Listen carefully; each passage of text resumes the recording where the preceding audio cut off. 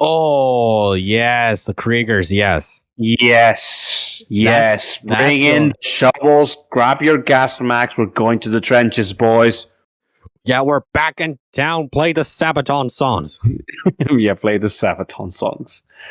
Strike at 0 hour. The memes are gonna get so annoying. Strike at 0 hour, overwhelming firepower. I can't go by the fear in their enemies' eyes. It's a shock troop intervention. Identifying escalation. Out of the trenches, the stormtroopers rise.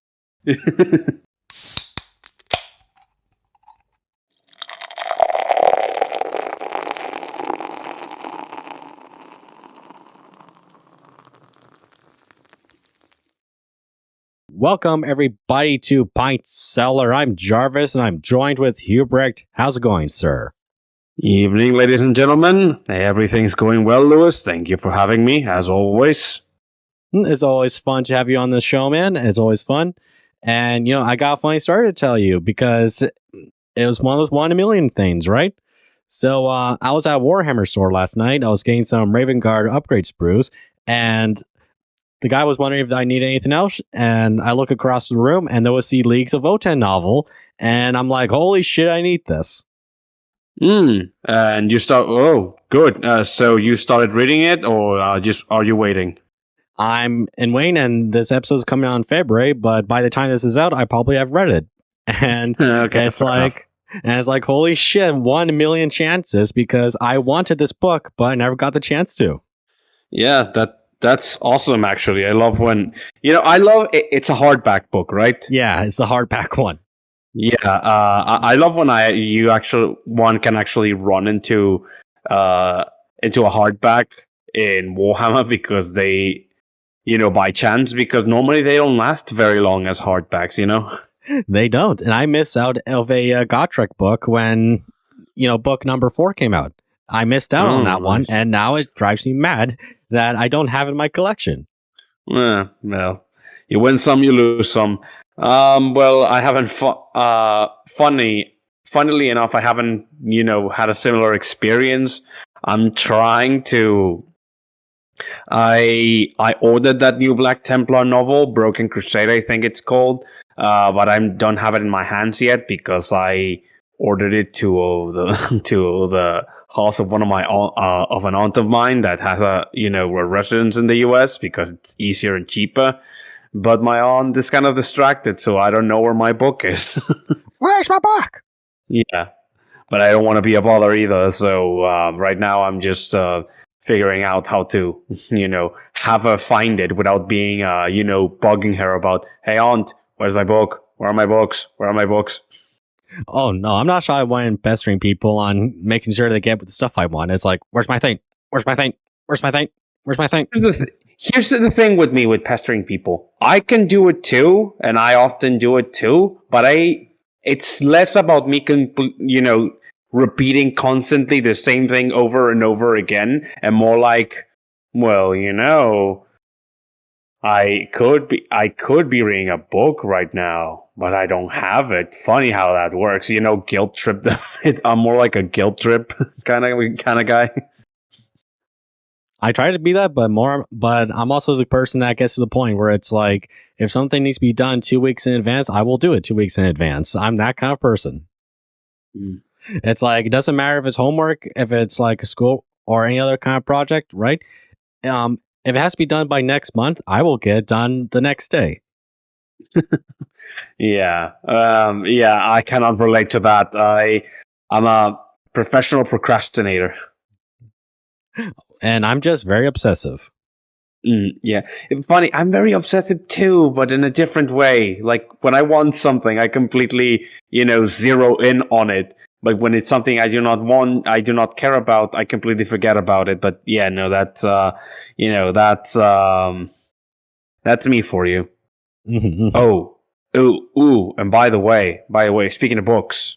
Oh, what's up? Do you remember that for the longest time you wanted to, what's her name? A novel featuring Meneleth, Malineth. Manolith, yes. Yeah, I saw that. Your wish is granted. Your wish has been granted, right? Yeah, Godtrek's GF is alive. They're going to make beautiful dwarf elf babies.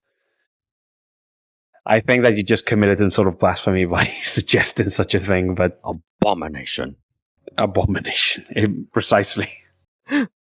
But it's like, yeah, holy shit, he's alive from Soul Slayer. It's like, that's awesome. And it's not a spoiler. You guys could have read the book by now, but nah, it's like, it's awesome. And here's the thing, I want it to be Gotrek and Malineth. I hope it's not like a new character after every 3 books, as, you know, it looks, because Blight Slayer introduced a new companion for Gotrek. I hope it doesn't go that route, because I like the idea of Malineth being Gotrek's companion. I hope it's Gotrek and Malineth. I want it to be that way, because I want it to be a reflection of Gotrek and Felix. A reflection of Gotrek and Felix without just turning into Gotrek and Felix light. Right. Have you seen what I'm trying to say? Yeah. I see what you're trying to say. It's mirroring each other, but they're different. Yeah, I understand that, Louis. Yeah, but you know, why not? If I see that book, I'll try to pick it up, because I did like Malineth from the series. It was pretty cool. Yeah. I haven't reached that far. I'm still in the old world with Gotrek and Felix, right? So I cannot say I relate, and I'm probably going to take a very long time to get there, but I mean, I will eventually. I'm currently reading Soul Hunter, you know, the first one of the Night Lords trilogy. Ooh, nice. I'm really enjoying it. Like people often hype it up as one of the best Warhammer trilogies that there is. And yeah, I mean, yeah, I can say that I agree, at least so far from what I've read. I mean, at first I thought it was kind of like, it was good, but I felt it felt a bit unfocused. Like, okay, this is happening, but you know, what's the actual plot? Like, what are the characters trying to achieve? But no, it's, you know, as it begins to take shape, it becomes more enjoyable. And yeah, I haven't finished it, but it's certainly being an interesting read. It's amazing how, you know, I know that this is not a Warhammer exclusive podcast anymore, but I gotta say, talk about Warhammer as much as we want, because I say so. Yeah. So I am my own boss. I'm my own master now. And so it's amazing to have what I like to call the Warhammer effect, that everyone in Warhammer is, even the noblest and most righteous of people, are, you know, brutal killing machines, and, you know, chaos space marines more than most, you know, more than your average person, especially Night Lords. But it's amazing how the book can make you sympathize with a bunch of guys that skin babies for fun. Yeah, because this is especially true for characters like Bile when you read his books. I haven't read them. I have them here in my house, in my, you know, bookcase, in my waiting list. But I imagine it must be something similar, because Vile, well, his last name is Vile. Come on, it's like he's Dr. Frankenstein, but you actually do care for his mission for what he wants to do. Yeah. And, you know, they're interesting characters, because there's a, you know, World Eater's apothecary, and he actually has personality besides going kill, skulls. Yeah. That makes me think of the World Eater's character I'm working on. You know, I said it before, that one of my favorite Chaos Legions, but I do agree that a lot of people don't know how to write them, because, of course, by the nature of Cornish chaos corruption, most of their personalities will be kill, murder, kill, murder. And, you know, they have to have the voice sounding like Dr. Claw from Inspector Gadget. You probably don't get that, right? I know who Dr. Claw is, but I cannot imitate his voice. I was trying, but no, I can't. I will get you, Mr. Gadget. Fuck my voice. Ow, it hurts. It's kind of like those audio logs for, you know, Doom. Yeah. It's almost identical to the to the Testament Slayer, like in the first age, in the first. But no, that's terrible. No, I cannot do it. Yeah, it's like it hurts. Yeah. But let's continue. And I don't care how dated this subject will be because it's my show, and we're talking about it when it's still fresh, right? So yeah, the new Eldar stuff. It looks pretty awesome, doesn't it? Yeah. Yeah. Honestly, I was surprised it was this much. I thought it was going to be just a couple of units, but no. Like we got what? 4 Phoenix Lords. Okay, there's Azurman, there's the Fire Dragon one, Swooping Hawks, and the new fourth and the one. Warp Spiders. Finally, the meme can finally die. And I will say this: they're like 30 years old, and they're old enough to regret their college application. I think they're older than us. Yeah, they are. And here's the thing, and because how the Eldar have a huge emphasis on like phoenixes, right? Literally, the Warp Spiders, rose again from their ashes of metal and became a born again phoenix of plastic. Literally, you love that metaphor, do you? I love that metaphor. Yeah, you love that metaphor. But yeah, I agree. I mean, like, we didn't know who the Phoenix Lord of the Warp Spiders was before, so like a lot of people are saying this is a close equivalent with how it would be to have one of the lost Primarchs, suddenly come back, Yeah. So literally one of the the 2 lost Primarchs, the ones literally scrubbed from history. It would have been like if one of them had returned. That's how big it was. The only thing that confused me is that there was no update for the what's his name? Caradras, the Phoenix Lord of the Striking Scorpions, because we have an updated Striking Scorpions in the form of a kill team. So I was actually surprised that he was not, didn't have a refreshes mini. But well, okay, I suppose they're saving stuff for later. But I have a prediction. Sure. So sorry, I have this one prediction, right? I imagine when 11th edition happens, they won't do much for Eldar except give us one new character. So if it's like one of those chances, maybe it'll be him. Yeah, I can see it. I feel like how are the Eldar vehicle-wise in terms of the range at the moment? Vehicle-wise, I mean. They're not bad. They're certainly aged well. But, right. I will say this, though, right? Because, I do want to talk the new, Phoenix Lord Primarch, or, Phoenix Lord Warp Spider. It's gone woke because it's a woman. I can't believe this. It is a woman?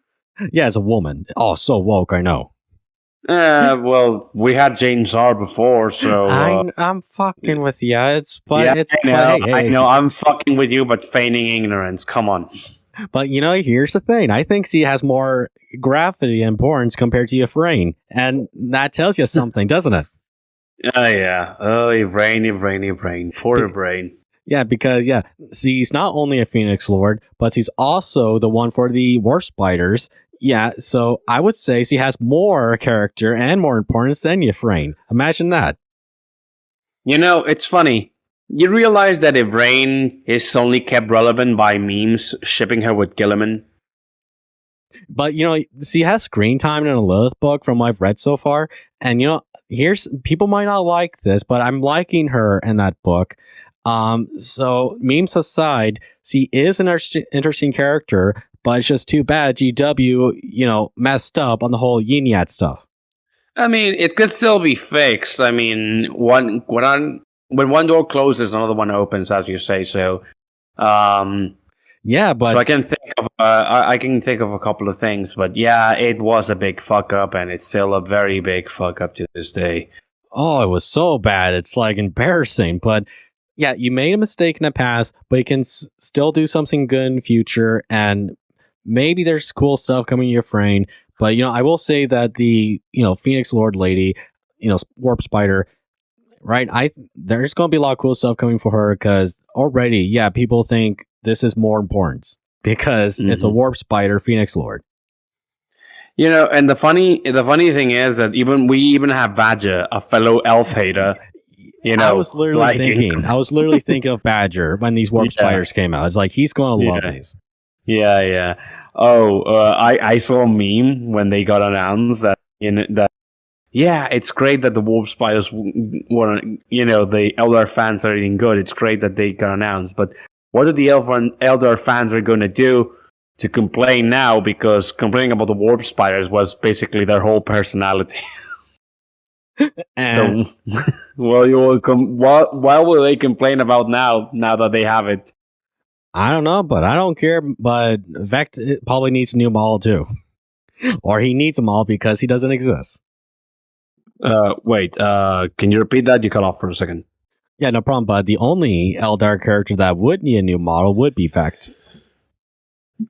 Drukhari. Oh yeah, Vect. Okay, sorry. I got lost there for a moment. Yeah, Vect. Literally, it's weird that it's weird that he doesn't have one yet, right? Technically, he did, but I think they scrapped them all long ago. But it was like that old, like ancient Vect model. They probably just got rid of him because it was that dated. Right. So, I mean, we have warp spiders now, so I suppose anything can happen. No, it was a meme that we're never gonna have them. Here they are. I don't know this character's name, but he's the Phoenix Lord of the Fire Dragons, right? He's having an axe. Yeah, he has the axe. The thing is that if you put him next to Gotrek, I'm pretty sure Gotrek would be like, "You called that little grass chopper a axe? This is an axe." Is an axe? Yeah. I can't do Scottish. He would probably feel insulted at the notion of elves wielding axes, which they do in Warhammer Fantasy. But axe is such a dwarf weapon that the notion would be insulting.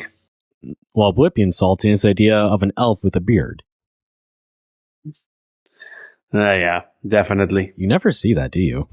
No, although I think that in the Lord of the Rings, Círdan the Shipwright, the one that rules over the port that leaves the elves to the Undying Lands, in Lord of the Rings. I don't know that character because I haven't really finished the books, but I'm pretty sure he's like there in the ocean worth of characters that Amazon won't care for. Yeah, definitely. But I think he does have a beard. Like, he's kind of notable because in artwork depicting him, he normally has a beard despite being an elf. Yeah, sure. But, also, just one last comment about the Warp Spider Phoenix or Lord, right? Yeah, sure. So because he's a lady, you can definitely expect there's going to be porn of her. It's just the internet. Let the mini come out first, then you start, commissioning porn about her. Come on. Not me. I'm just saying it's the internet. That's what happens. You want to. Come on. What? I am not wrong. Yeah, you're not wrong. You're not wrong, but come on. Welcome to the grim reality. Yeah, definitely. But, I want to make this one comment, right? Because I was most excited for this. Zerman, he got a new model. Yes. Honestly, he looks better than I thought he would. Like, I was expecting that we would eventually get a sermon model. But, exceeded my expectations. Because I thought of a sermon as a cool concept. But, I saw the old mini and I was like, oh, yeah. Yeah. Yeah, it was ugly. But yeah, like I said again, he is a born-again phoenix from an ash of metal and resin. Yeah, definitely. I mean, we did... You... Remember when you wanted me to voice line that sermon? Yeah. Yeah, it's like, that was awesome. Yeah, Azur Hombres, basically. I don't know what that means, but I'm pretty sure something to men, it's hombres in Spanish, as in plural, so I'm just like Azur Hombres instead of a sermon. Yeah. Oh, okay. Yeah. Clever wordplay, I know. Yeah, and this guy was just talking about, Hispanic characters, mixed in Spanish with English, and here we go. He's doing the stereotype. You're the stereotype, not me. But we're not going there yet. Let me make my comment, okay? I will say that Azurman is important to me because it was the audio drama, The Darker Road, that got me into 40K when I was getting into the hobby. Yeah, I remember. Yeah, so his new model means something to me because, The Darker Road is a good audiobook. Listen to it if you haven't already. Oh, I haven't. I will, under your recommendation, I will. Is it a full-length novel or is it a short story? It's a audio drama, but yeah, you can say it's a short story, yeah. Yeah, okay. I'll look it up. And people will give comment about the Dire Avengers, right? They're technically old, but they're plastic models and they aged well. Yeah, they don't look that bad compared to some other things. Yeah, literally, if you bump next side to like the new Guardians and the new, Aspect Warriors, they wouldn't be out of place. So I would take old, Dire Avengers. Yeah, I will take old Dire Avengers and, new Warp Spiders over, like, say, new Dire Avengers and old Warp Spiders. I would take, what I just said earlier over that. Yeah. That one of these seems like a good exchange. Mm-hmm. It is a good equal exchange. Yeah. You know what? My favorite was the Swooping Hog one. What's his name? Yeah, he looks... I don't know why I'm thinking this, but he makes me think Aztec because of the feathers. Maybe that's just me. Let's see. What's his name? Just say Swooping Hawk Phoenix Lord. It's that easy. Yeah, Swooping Hawk Phoenix Lord. I like to call things by their name. Come on. I hardly remember names. Okay, fair enough. But I give nicknames to people. I give nicknames to people too, but that's just a sign of affection, not because I don't remember their names. I'm remembering people's names, but yeah, whatever. Well, yeah, that was my favorite among the stuff. But you want to know what was my favorite thing about the reveal? What? Oh, yes, the Kriegers, yes. Yes. Bring in shovels, grab your gas max, we're going to the trenches, boys. Yeah, we're back in town. Play the Sabaton songs. Yeah, play the Sabaton songs. Strike at 0 hour. The memes are gonna get so annoying. Strike at 0 hour. Overwhelming firepower. I can't go by the fear in their enemies' eyes. It's a shock troop intervention. Identifying escalation. Out of the trenches, the stormtroopers rise. Yeah, no. The new corpsmen. I like to call them corpsmen more than Kriegers because it kind of like it's a double meaning that the people of the Dead Korps of Krieg are dead men walking. Mm-hmm. And yes, they look so good. It's plastic heroin, isn't it? Plastic heroin, fuck, and my pile of shame is already very, very big, but I want them. Like, I fucking want them. And what I especially like, right, about something like Krieg, and they definitely saw this off with the models, right, is that they're not just World War One, the army, where you can just take these models and put in any other, World War One tabletop game, and it would still fit in. Yeah. With something like Kriegers, they are World War One, yes. And that's their, entire, aesthetics and personality. That's what they are. Yeah, there's also that 40K, space horror into them that makes them fitting in 40K, where it's like, yes, these are World War One troopers, but there's also all this, body horror that goes into them because we see that with their horses. Yeah, their horses are, genetically manipulated, if I remember correctly. So yeah, their hooves are claws. That's disgusting. Yeah, that's disgusting. But the Death Riders look awesome. You see the one that is a direct inspiration from one of the artworks? Oh, yeah, I do. Yeah, with the gas mask and all, yeah. Yeah. Yeah, that's what I mean. It's like it's 40K body horror with World War One trench warfare, and it works really well. Yeah, and also the new commander, like Lord Marshal Dreyer, I think his name is. I love the fact that, in a way, when you add bling, when you add, bling to the corpsmen, it kind of stands out a lot because, they're supposed to be very drab and dreary, but it works on them. Well, on him, at least. Mm-hmm.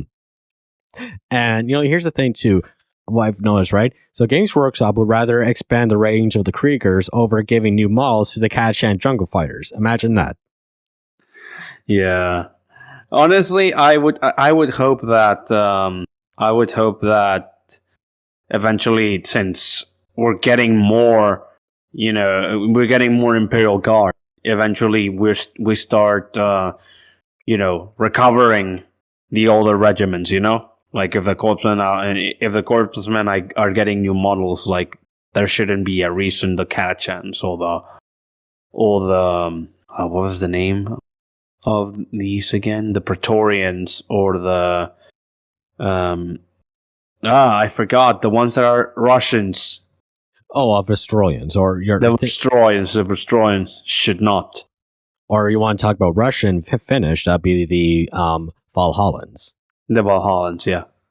Or the the Han inspired regiment. Oh yeah, the Attilan the Attilan Rough Riders. Yeah.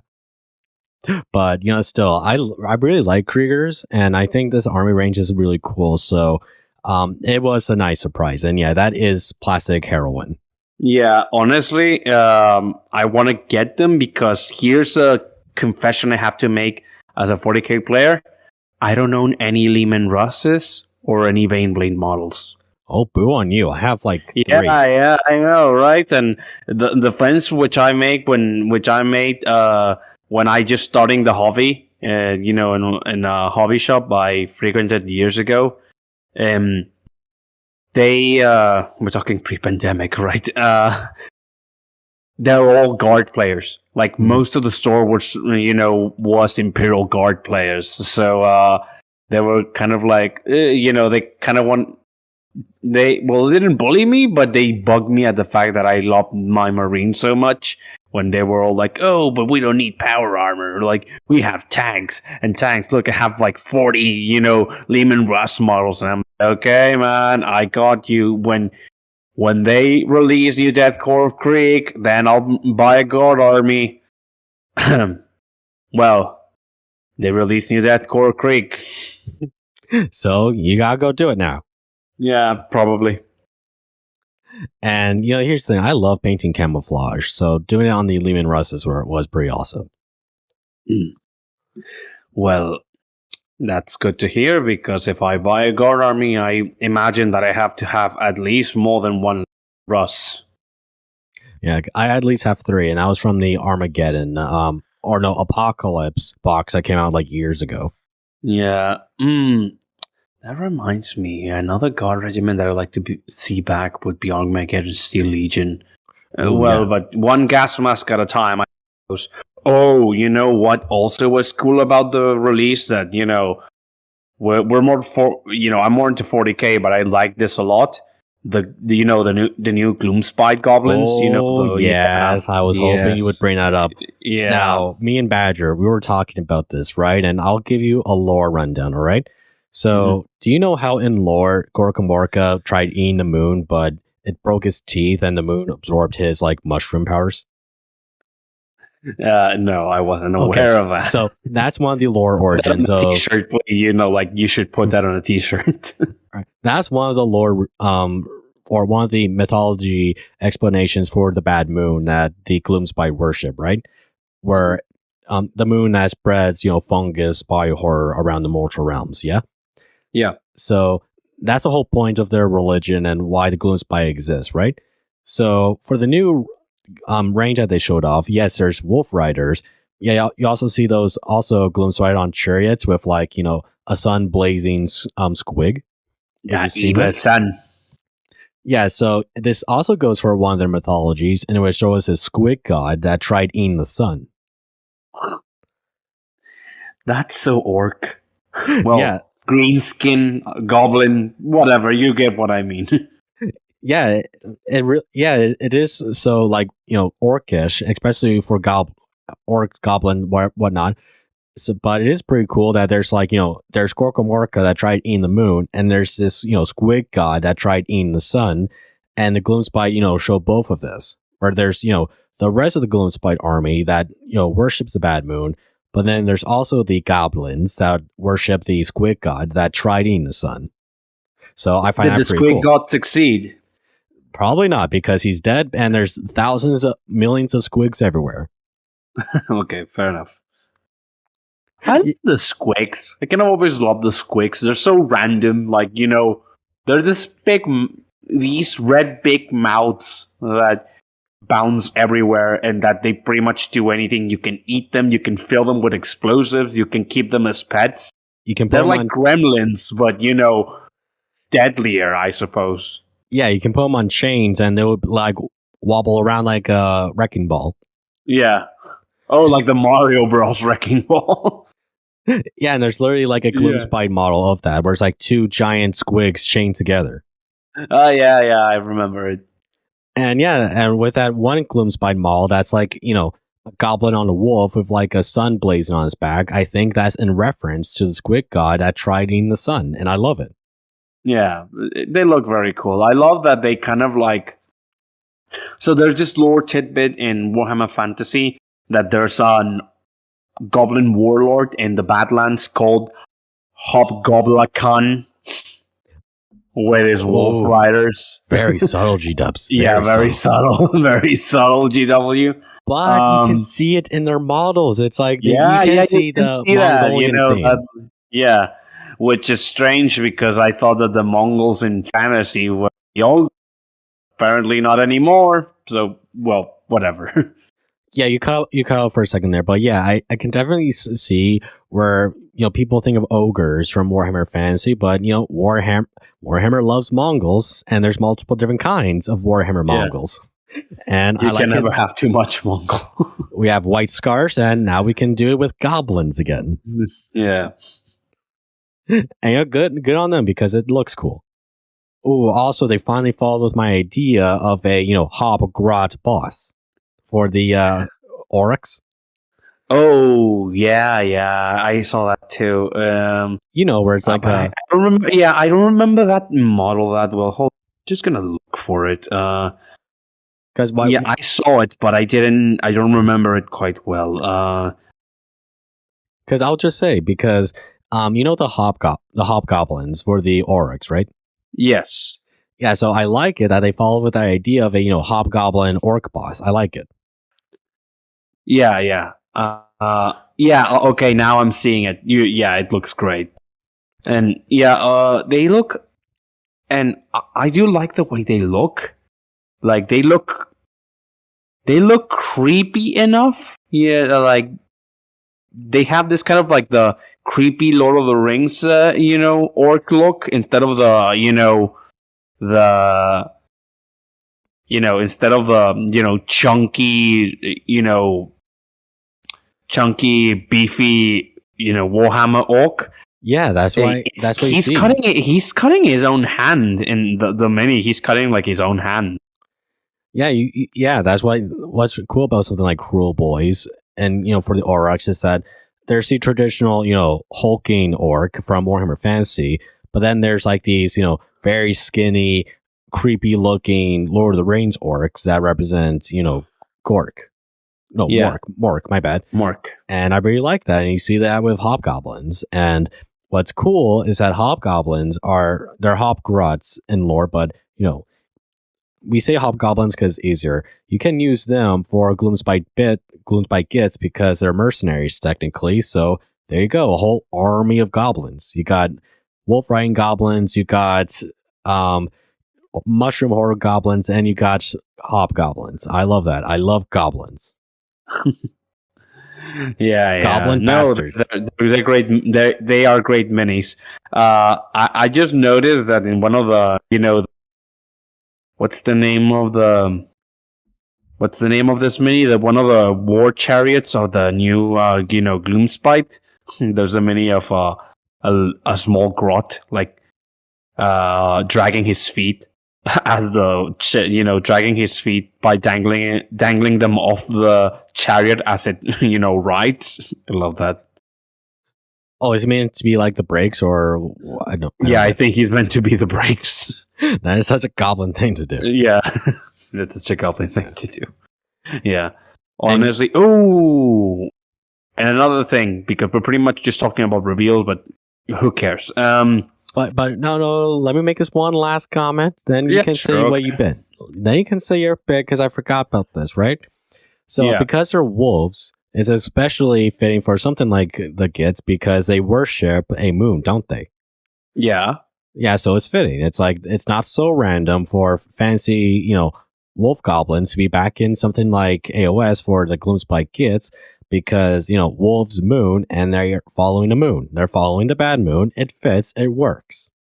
Wait, but they didn't. But don't the wolf riders worship the red squig sun? No, those. I'm thinking of those.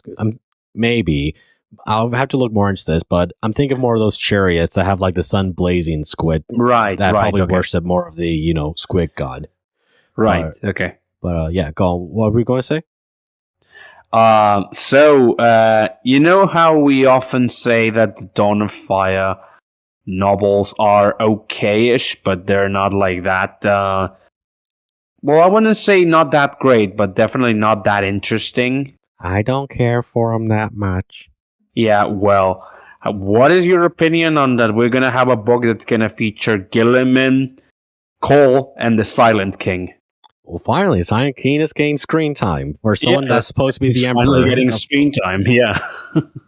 Yeah, for someone that's supposed to have screen time back in 9th edition, he didn't get anything. So, hey, now more than ever. Or now rather than never. Yeah. Apparently the novel is going to be called, The Silent King. It's... there's some information here that kind of implies that it's going to be the last Dawn of Fire book. But because apparently it's going to... The Plague Wars trilogy happens after it. But yeah, I'm glad that they're kind of bridging that inconsistency here. The timeline's been a mess for a long while. Yeah, but apparently they're fixing that with this. Apparently Guy Haley is the one that's always fixing the timelines. So apparently it's going to be the Silent King Dawn of Fire novel. And after that, that's when the Plague Wars start. That's when the Plague Wars trilogy begins. Okay, so I guess like events of 9th edition happened before Plague Wars then. Yeah. Because it will have to be, Silent King arrives, then the Plague Wars, then Vigilus, and then other stuff then. Or at least with something like Leviathan arriving. Yeah. Yeah, pretty much. Okay, G-dubs, that's good enough. Just leave it at that. Go forward, but don't go so forward that you have to do end times, because we know you'll never do it. Yeah, we know you'll never do it. What I want them to do is the Lion and Gilliman reuniting. That's what I want to see. Yes, and I want that they have to at least talk. Yeah, they have to at least talk. That's what we're all waiting for. And to be fair, like considering that the Silent King, arrived, at the tail end of 9th, didn't do anything, and now he's doing something. Mm-hmm. I suppose that the Lion will do something next edition. Well, at least the Lion actually got a book by the time it got released, didn't he? Yeah. Okay, fair enough. That's true. But, we're a lot more than just a Warhammer channel, just talking about updates. We're not a promotional channel. I don't want us to be that. So let's talk about stuff that aren't just exclusively Warhammer. Free stuff, GW. Yeah, because... Sure, let's move on. I want to talk about this. This has been on subject for a long time, and now I have a new channel to do it. So, Faith the Unholy Trinity. I love this game. It's really fun. What do you have to think about it? I haven't finished it, but from what I've been... I haven't finished it. It's so short. How do you not finish it? Yeah, I know. Well, I finished... I finished... Well, you know how it's divided in... Actually, it's kind of 3 games, but not really, but totally. Yeah. Yeah. I finished the first one. I haven't finished the remaining two. However, just by my experience on the first one, yeah, it's fucking great. I love it. I mean, it actually creeped me out. Like the first time that the things that they actually creep me out. And this is it's not even 8-bit, right? It's Atari graphics, but it's Atari graphics. But here's the thing: it actually looks better than most Atari games, doesn't it? Yeah, because if it was true, so I was going to say it's mostly Atari inspired more than actually emulating it. Right? Because if it was a true Atari game, it would be unplayable, and you'd be better off playing outside. Yep, pretty much. I love that. What's the name of the type of effect they use for the voice that they're actually in? What kind of what kind of voice? What kind of device are they using for the voices? You know what I mean? I think I know what you mean. I don't think it's text to speech, but it could be something like that, or it's at least using computers to make sound effects. It's something like that. Let's say it's text to speech, or at least like one of those audio readers from something like Microsoft, or something equivalent to that. It's probably something like that, but I really do like the cutscenes in which it's rotoscoping, which I think fits well with the Atari aesthetics. Yeah. Oh no, they look great. Like they're actually, like I say, they're actually creepy. Like the fact that they make you nervous with an Atari-looking game is quite an achievement. And I love the fact that we have exorcism lines in that, Microsoft Sam kind of voice because they're actually kind of funny. It's actually kind of fun. And okay, no, go ahead. Oh, sorry, but no, you're right. It is a horror game that works really well because when I was playing Chapter 3 with the scene of the camera, I actually screamed, "Oh fuck!" because it was really scary. Yeah, and it's funny because at first you kind of like confused, like your only weapon in this game is God. Yeah. God is your only weapon in this game. And at first when I was trying to playing it, at first I was kind of like, I understood that it was kind of like an indie game, and the mechanics would be sort of simple. But I wasn't expecting that. I wasn't expecting it to go, to be that simple. Yeah, I don't know. I feel like it's a game that it shouldn't work, but it does work. Yeah, but it does. Yeah. And here's the thing: it has a really intriguing story too, where you actually care for what happens with the characters, and that's cool. Yeah, yeah. It's like I like the character John because. Yes, it's a game about exorcisms, but it's also a game of redemption and forgiveness, and it gives a lot of weight to a character like John, and I like it. Yeah, I mean, it's a game called Faith, right? Redemption and forgiveness, by all intents and purposes, printed on the label. But and literally, their opening song is "Abide with Me." Yeah, "Abide with Me." It's a great song. Yeah, it's a great song. Mortis. Boom. Yeah, I'll endeavor to finish the last two chapters because I feel like I'm really missing stuff. But just by playing the first chapter, I really enjoyed it. I was kind of like, I don't know. Like I didn't know what to expect because I didn't get the game due to watching Wendigon's video. Like, I saw Wendigon's video. He said, like, hey, if you haven't played the game, that it's going to spoil the whole story. So I'll, exited the video and got the game. Like, I haven't even finished that video. I finished the video because I just did not care for spoilers because I didn't think I was ever going to play the game, right? I watched the Wendigo video. I watched the Flawed Peacock video. But then when I found it was coming on Switch, I'm like, oh yeah, I'm playing this game. I know what's going to happen, but I'm still going to want to play it, and it still scared me. No, okay, fair enough. That's good. And here's the thing. Here's the thing, because we're talking praises about this game, but I do want to give this good comment, right? you could off for a moment. Oh, yes, sir. So, yeah, you hear me talking praises about this game, and you say you only played the first chapter, so I want to give this comment to you because you would know. You know how Michael Davies in that game, he's kind of like this chupacabra, or at least that's what the world described him as, that little, the skinny white monster thing? Yeah. Right, so they say he looks like a chupacabra, but I'm thinking he looks more like an accurate depiction of a Wendigo. Yeah, when I first saw him, I thought he was just Slender Man with a face. Yeah, exactly. But I was thinking, this looks more like the accurate depiction of a Wendigo because technically a Wendigo is not a, deer monster thing. It's technically like this. A shriveled up corpse. Yeah, very skinny, elongated. They looking like the Wendigos from Until Dawn. Until Dawn, yeah. Yeah, that's literally what a Wendigo looks like. So I'm thinking, that looks more like a Wendigo than a Chupacabra. Yeah, I get what you mean. Although, if I'm being honest here, I kind of like the deer monster kind of design a bit more because when I see the shriveled up corpse, the first thing that I think about is a ghoul. That's a ghoul.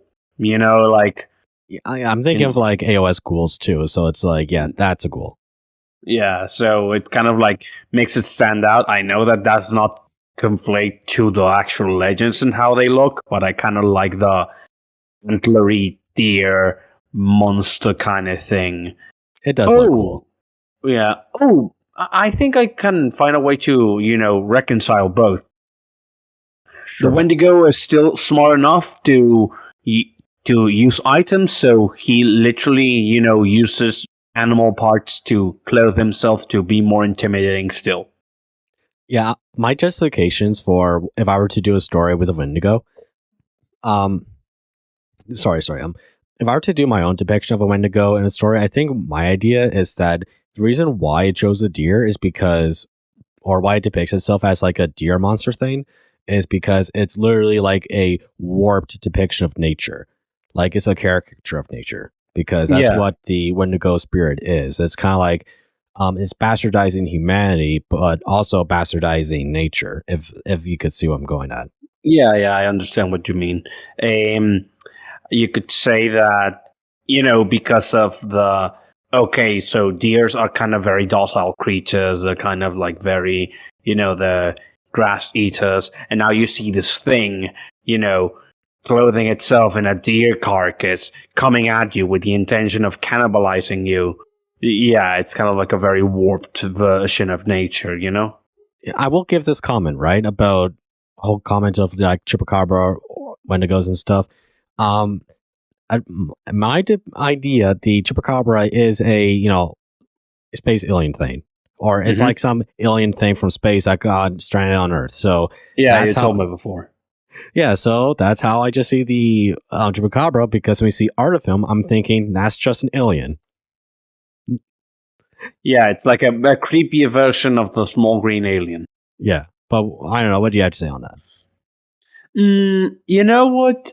Since you kind of like the Chupacabra doesn't really have that much folklore to connect them to an ancient legend in that regard, I always kind of consider it, instead of an alien, some kind of mutant, a mistake of nature, some sort of mutant, some kind of like lab experiment gone wrong. That's how I've seen it the most. Although, to be fair, that's kind of like that's not that believable because, Latin America is not exactly known for having, experimental facilities just lying around like the US or Canada. So it escaped from a lab. It's not that believable. But, it would be believable of the US having some kind of base somewhere in the desert of Mexico because it's bumfuck nowhere. Yeah, okay, yeah, that could work. So it's bumfuck nowhere, but it's also not American soil. No offense. Yeah, where it's like, so what kind of problem would it be if it does something go wrong? Yeah. I mean, you could just blame the cartels, probably. Yeah. You could just blame the cartels. Yeah, I like that explanation. I like it a lot. Yeah, because most lab experiments most have to be in the middle of bumfuck nowhere, doesn't it? Yep, definitely.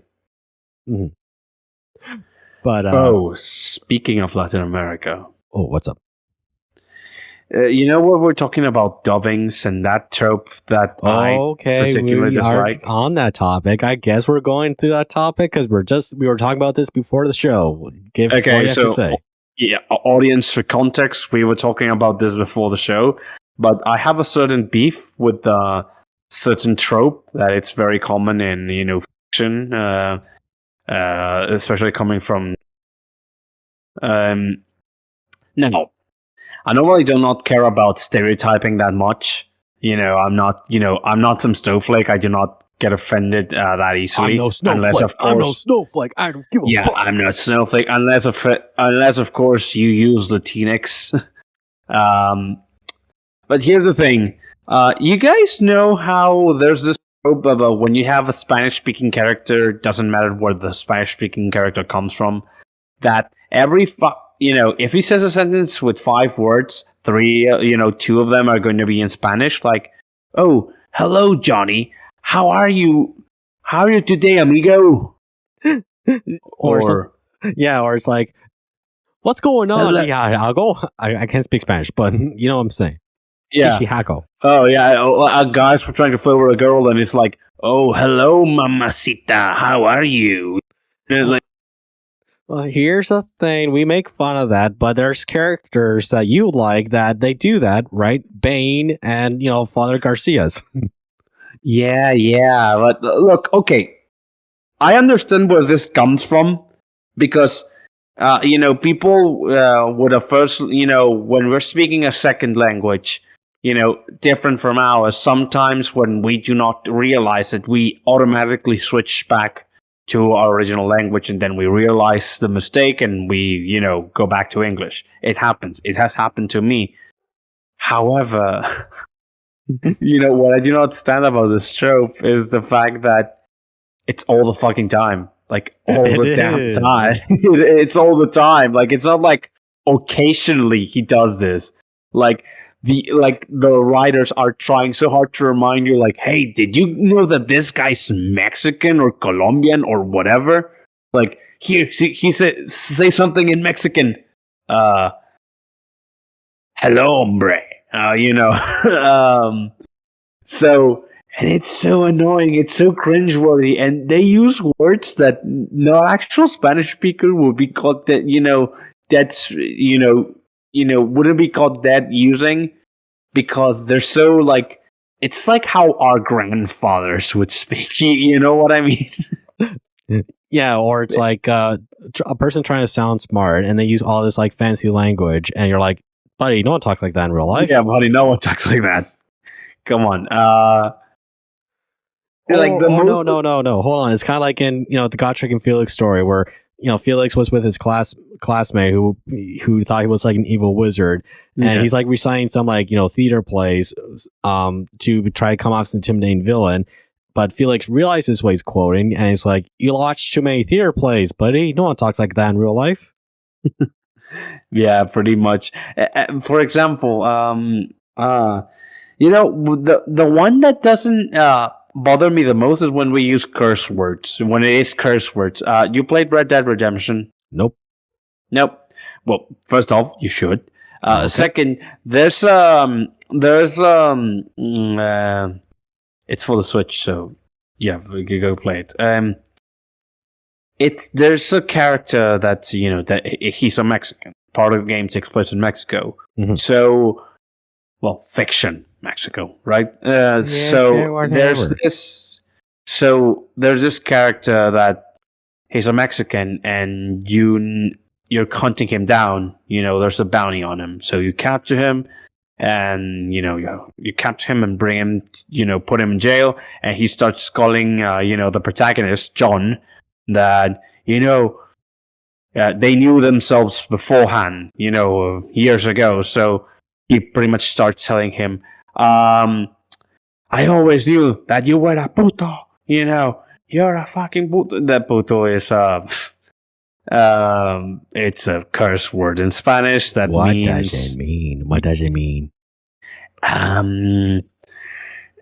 It can mean man whore, but it can also mean. How do I say this without getting cancelled? Bundle of sticks. Eh? Bundle of sticks. Could it mean that? Yeah, bundle of sticks. That's what my Bundle dad of calls sticks. me when I try getting into Warhammer. He calls me a bundle of sticks. Or when I find out F word for bundle of sticks. Bundle of sticks. Or something that sounds so strange. You're a bundle of sticks. Or something Mussolini used as his party.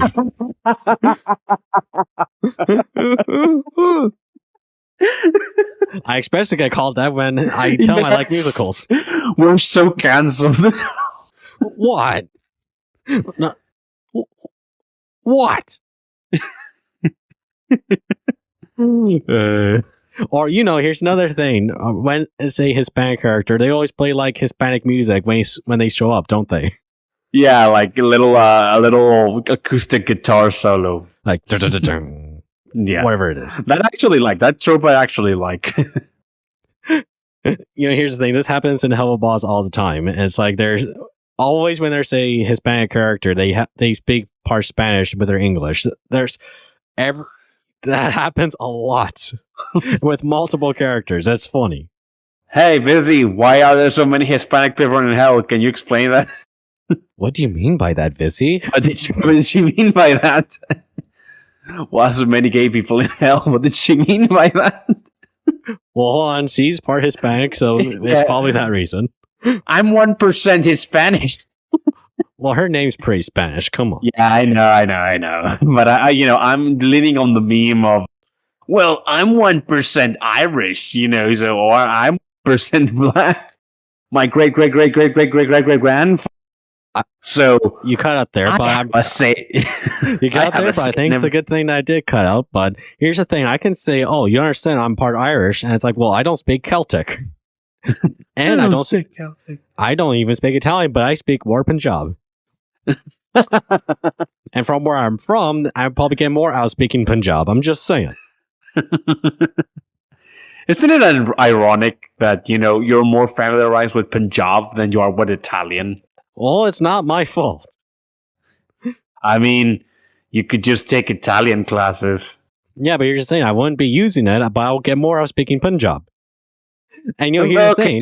That's true. And I think I spoke more Latin than Italian because of church. I mean, that's close enough to Latin and Spanish, to Italian and Spanish, so that's close enough, I suppose. Dramatic pause. Yes, Cantarlo, baby. That's one of these lines from the character from the show last night. Cantarlo means what? Sing? Yeah, it's an imperative form of ordering someone to sing. Mm-hmm. Canta. No, it can also be an imperative to ordering someone to sing as well. It was from a bird. It was a bird demon thing, he's Hispanic. Yeah, of course he is. Of course he is. What did she mean by this? Well, whatever. I watch that show. I don't watch that show, so I wouldn't know. Well, I do, and I do like the show, but that doesn't mean I can't tease it. Yeah, okay. I know, Lewis. I know. We know. No, I like teasing it because it's fun, but I still enjoy it. It's a guilty pleasure, and I like it, so what? Yeah, it's okay, Lewis. I'm not going to criticize you for your likes. Come on. I do. I like to make fun of myself for that. Yeah, okay, fair enough. That's good. That's healthy. But here's something we can make fun of without any remorse or no one will feel bad. What do you think of Dragon Age Veilguard? Yeah, because compare it to Inquisition, I'm like, what the hell happened? And me and Badger talked about this, so what do you have to think? Oh my... I'm talking to Badge tomorrow. If you want to join, I suppose that you can join too, but what the fuck were they thinking? Yeah, because, here's the thing. Badger was telling me about this, right? Dragon Age Origins can literally be Warhammer Fantasy, the video game. But, literally, because it's literally Warhammer Fantasy, the video game, is it not? Atmosphere-wise. Yeah, it's, well, I wouldn't go so far as to call it grimdark, but yeah, it's definitely dark fantasy through and through, bordering on grimdark. Yeah, it's very heavily inspired from Warhammer Fantasy, isn't it? Yeah, the spiritual plane in Dragon Age, called the Fade, works very similar to the Warp in the sense that emotions and thoughts of mortal creatures are reflected in the Fade, and they coalesce into entities in there. And 90% of the times, these entities consist of soul-devouring demons. Yes, and from the whole, aesthetics of the game and, brutality of the game, yeah, he was telling me you can think of it as Warhammer Fantasy, the video game, but with something like Veilguard, you think of Vox Machina, the video game. I wouldn't even go that far. Like, Vox Machina, I have mixed opinions on it, but it does have its dramatic moments. Like, it's allowed to have its dramatic moments. But I'm just saying, it looks like very soft core Dungeons and Dragons, and I kind of hate that because Dungeons and Dragons these days suck. Look, I'm gonna say this. Look, I'm a fan of Dragon Age. Well, I was, I suppose, because for all intents and purposes, Dragon Age is dead.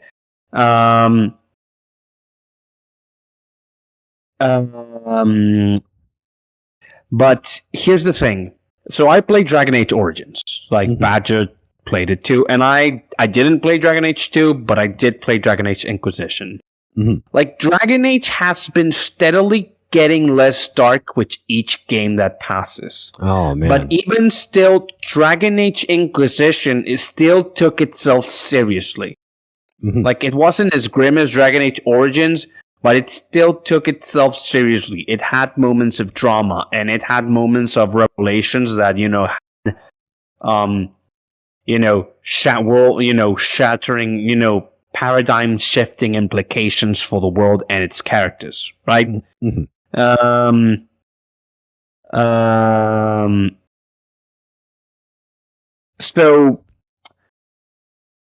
So what they did to Dragon Age in Veilguard, like, Dragon Age fans have been clamoring for the return to the dark, tone for years now.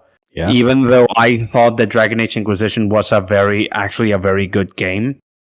Dragon Age Veilguard completely shits on it. It's garbage. People that either it's because it's woke, it's because it's yes, no, whatever. All of them are true. Like, even people that would normally defend such a thing, even them are kind of like, yeah, no, this is too much. Like, this is too cartoony. This is too happy-go-lucky. A reviewer of the game, one of the first reviewers of the game, Sophia Norwitz. Are you talking about her? No, I'm talking about what's the name of this guy's channel? Layman Gaming. No. I don't remember. Look it up. But anyways, I watched the Sophia Norwitz video, and she really basically hammered in the point of what you would say. But yeah, go on. This reviewer pretty much said that he cannot recommend the game because, first of all, the gameplay is garbage. Every character is a sponge from damage with no real feeling of threat. There's the RPG, the RPG part of the role playing game. It's completely gone. It's almost completely gone. You cannot even control your own party. They're basically immortal. I could talk about just how bad the gameplay is. But no, we're going to talk about story-wise. The guy said that all the dialogue and story in the game felt as if HR was in the room all the time. Yeah, that's the thing, isn't it? Because I saw this one scene in which it was like necromancer and demon lay having polite arguments. And I was like, this looks like something out of kindergarten. Like, kindergarten kids trying to sell a fight. It's like, what the hell is this? You're not talking to adults. You're talking to toddlers. Now, that's what you say to toddlers. The RPG of the game is it's gone so far as to you don't even have the option to be evil anymore. Part of what made Dragon Age great is that while you're the hero of the story, it does hammer in the point that of the fact that the protagonist of the story has to make difficult decisions and sometimes compromise with a lesser evil to stop a greater one. And the whole the shades of gray thing. The classic, shades of gray thing. And here's the thing. Shades of gray can also mean being an asshole. Yeah. Because that's something people don't get. Because, shades of gray goes beyond, I only killed the bad people. It's like, well, no. Shades of gray can be you're a prick. Yeah, and here's the thing. Like shady. Sometimes, sometimes you can never tell your companions to fuck off. Like, they basically all your companions in the game are there for your character to act as their psychologist instead of your companions in an adventure, right? I understand. You can be an asshole. You can be an asshole in Walking Dead Telltale. I'm just saying. Yeah, you're not even allowed to be an asshole. Like, and even for the sake of roleplay, like, your character is generally pleasant, but when he gets angry, he starts. Oh, shut the fuck up, you idiot. You cannot even tell that to people because that's too mean. Like, you can be lifelong friends with somebody, but you can still tell them to fuck off when they're being an idiot. Yeah, basically. So, I'm sorry, but the plot of the game basically boils down to, an old companion of Dragon Age Inquisition, it wants to break the veil between worlds to return to make the elves great again.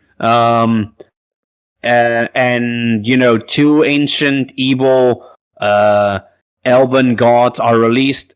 And I'm sorry to say this, but if you're fighting two evil gods that are planning to end the world, why the fuck would I, where's the sense of urgency? Why the fuck would I care about one of my companions' pronouns and how she feels about stuff? Like, why would I care about, why would I care about one of my dwarven companions suddenly getting magic? Like, why do I care about all that? Where's the sense of priority in this? Where's the sense of urgency?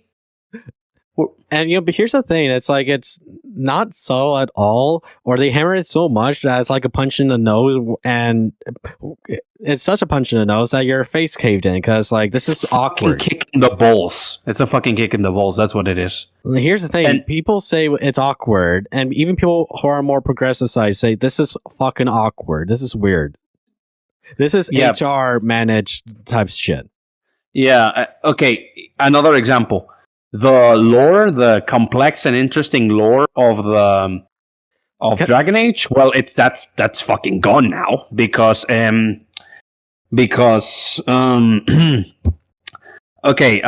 one faction, the Antivan Crows. The Antivan Crows were essentially are basically an assassin's guild, an assassin's guild, right? Okay. In Dragon Age Origins, a character by the name of Severin pretty much goes on and on and on about how, the crows basically kidnap him as a young child, training to be an assassin under horrible conditions, and they achieve this by torturing him. And this happens to other children, which some of which never make it because the crows pretty much do that to weed out the weak, right? Sure. In Dragon Age Veilguard, they're portrayed as a nice, almost Italian family business. Basically, they are. What do you mean by that, Veilguard? Yeah, what do you mean by that? What the hell? Whoa, guys, watch your discrimination there. Holy shit. Don't you know what my people went through trying to immigrate here, you assholes? Us having to be called wops all these years, huh? Essentially, jeez, guys, watch your microaggression. Jeez, check in on yourself, guys. Check your privilege. Yeah, check in on yourself. I think I should write you up. Jeez, I got basically assaulted by this. Like, the persecution my family went through. I have an anxiety attack. Yeah, this is so bad. I'm going to report your company right now. I'm writing an email about this. Yeah. I mean, they pretty much portrayed us in they were just faction of, just a nice family business. The shady, brutal stuff. The Lords of Fortune. The equivalent of a sort of thieves guild kind of thing. Okay. Well, they went from being completely selfish and unscrupulous criminals, that deal with, things like black market and smuggling and, extortion, that sort of stuff, to Robin Hood type of thieves, that does not exist. The Honorable Robin Hood. People try to justify stealing shit, thinking they're helping the poor. That does not exist, you hypocrites. I hate that. I hate that idea. People think they're Robin Hood, but no, you don't want to pay $5 for Doritos at 7-Eleven, you spoiled 14-year-old. And I will do my part to be Batman. Best part of all, they now just they don't steal things that would be culturally insensitive. If they come across something that they are like artifacts, with a deeper meaning to people, they do their best to return them. Yeah, because that's how thieves, that's how criminal organizations work in real life. They're very culturally sensitive now. Like I'm saying, I should ask the cartels. I should ask the cartels if the priceless artifacts that they have in their collections, if they have consulted with the cultural ambassadors from. Or, here's the thing. If Trazen was woke, he'd be like, I should return all these artifacts to their proper time and place. Woke Trazen would be like, I better return these artifacts. It belongs in a museum. And of their country of origin. Yes. But, here's the thing. People give the British Museum so much shit for stealing shit. Well, they haven't even started compared to Vatican City. Because they have, underground, miles worth of shit that they forgot about, or they took from other nations that they just forgot about, and they won't let anyone see them. Yeah. But and that's our God-given right to give to the papacy. Yeah, like Dark Souls type of dungeons that go for miles that they just won't show anybody. Yeah, the archives are the archives are something I always wanted to see. Yeah, so imagine there's probably like a Cthulhu demon down there, but they just won't show you. Excalibur is probably somewhere down there too. There's probably the literal body of Jesus down there. Heresy. I'm not going there. I'm thinking of Hellraiser. I know. But they probably have the actual body of St. Peter down there. I wouldn't be surprised. Well, it's built atop of his execution place, and no, they do. They have a quarry with St. Peter's remains. They do. They actually do, and you can actually visit them. Yeah, so, but emphasizing the point, they have shit that they won't show you or tell you that they have, right? British Museum has nothing compared to Vatican City. Well, to be fair, but they're not going to give that shit back. No, because most of the stuff are relics. So, by the church's understanding, the relics belong, to the church. So why would they? Why don't you help the poor? It's like, don't do that bullshit excuse because there are movies. There are movies. No, let me finish. There are movies these days that are worth more than American budget. I'm just saying. Yeah, American military budget. Yeah, that's good. Oh, why don't I help the poor? Bitch, you literally go on a plane you go on a private jet. And what the fuck are you talking about? Oh, I just remembered something. Just going back to Veilguard for a bit.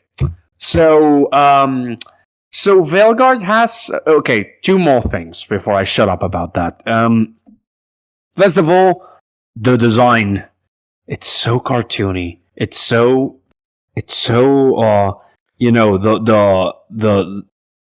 the gravitas of everything. It's gone now. They look like Pixar rejects. They look like Pixar rejects.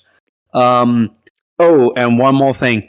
The fucking dialogue is the most cringeworthy. Yeah, no, because I was listening to that. It's full of, of moments like, well, that just happened. Kind of humor. You know what I mean? Oh, Marvel humor? Yeah, Marvel humor. And, things. He's standing behind me, isn't he? That sort of thing. Oh. And Sophia Norwitz was showing like the character customization and how big women's breasts can be, and it's like not that much. Yeah, like, damn, like, I'm sorry, like, I love that these people are always like, oh, we support women and stuff, and like, women cannot even make they cannot even give themselves a decently sized chest, and I'm sorry to say that, but men are not the only ones that like, women having, big assets. You know what I mean? Yeah, I'm just saying that's part of character customization. And you know what has more customization? Cyberpunk. Because in Cyberpunk, you can give a girl penis. Yeah. I'm going to hell for that. I'm going to get killed for that. Yeah, probably. I'm just saying Cyberpunk has more... Fuck you. I'm just saying, Cyberpunk has more character customization than Veilguard. Imagine that. A very glitch game has more customization than Veilguard. Yeah. Oh, well, two more things. Can I just make one comment, though? Honestly, because I don't want us to sound like assholes or anything like that, but because Badger was telling me about this, maybe you can tell me about this, too. So, apparently one of the Inquisitors and Inquisition was, gay or something, right? Yeah, well, you the Inquisitor character, you can make him any sexuality that you want. One of the companions was gay. Okay, yeah, sure.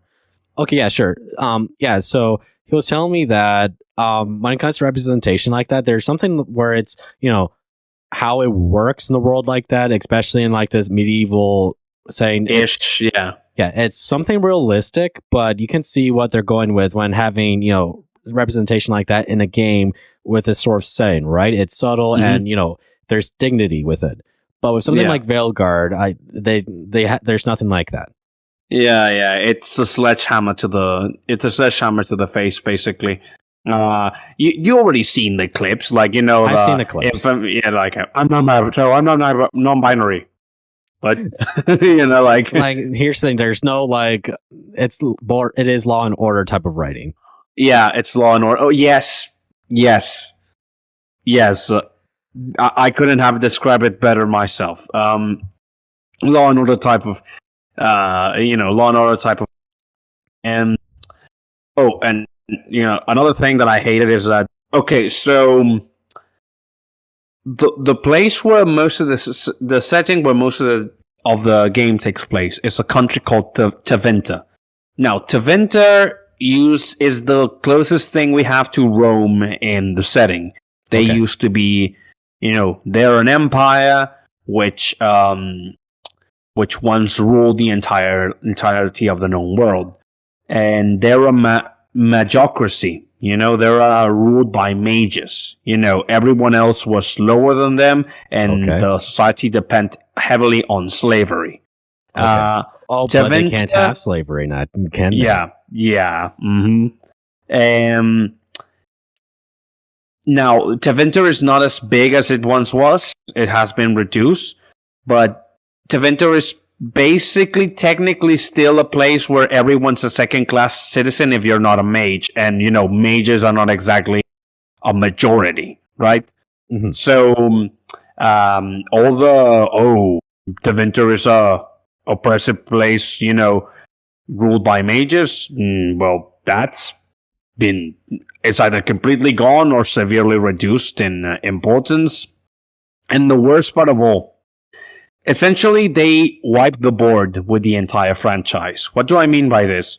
Oh, well, while you were playing the game, apparently every other place in the world was destroyed. So the kingdom of Ferelden, which was where the first game took place, that's gone now. Shit. The other country, which part of the third game took place, Orlais, which is the France equivalent, that's also gone now too.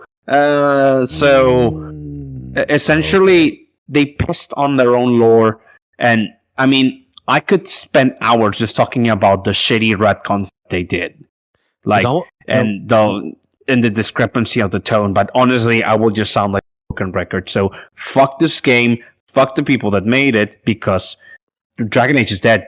Like, unless it's not even Dragon Age. It doesn't sound like Dragon Age anymore. It sounds like they're ashamed so much of their own game history that they decide to delete most of it and be like, okay, here's a brand new restart to the series.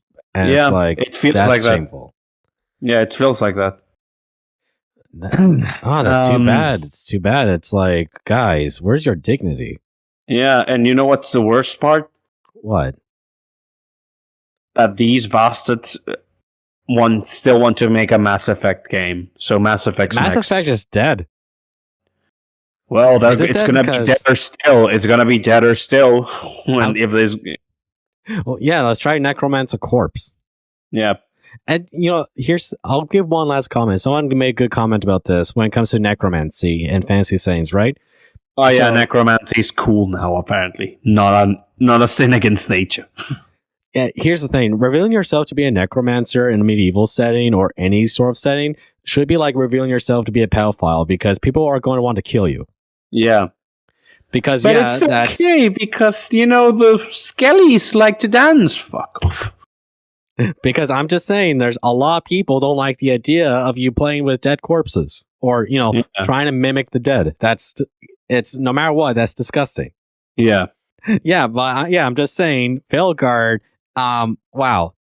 I guess I didn't miss much, but I think maybe I should play Inquisition. I would recommend that you play Origins first and foremost.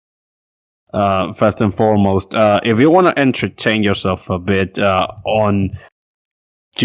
you realize just how bad this game is. I'll send you a copy of I'll send you a link to a review.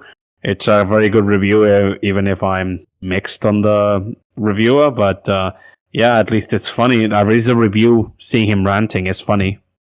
I think someone made a good comment on this too when it comes to how elves and humans interact in something like Dragon Age. And Badger was telling me about this.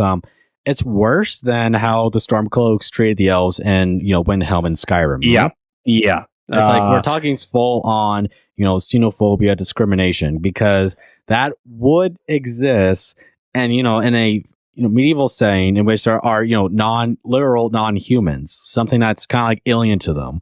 And we see something like this with Warhammer Fantasy, because when Felix was with Teclis, even though he is technically a human-looking person with sharp ears, he's alien enough that it makes Felix feel creeped out.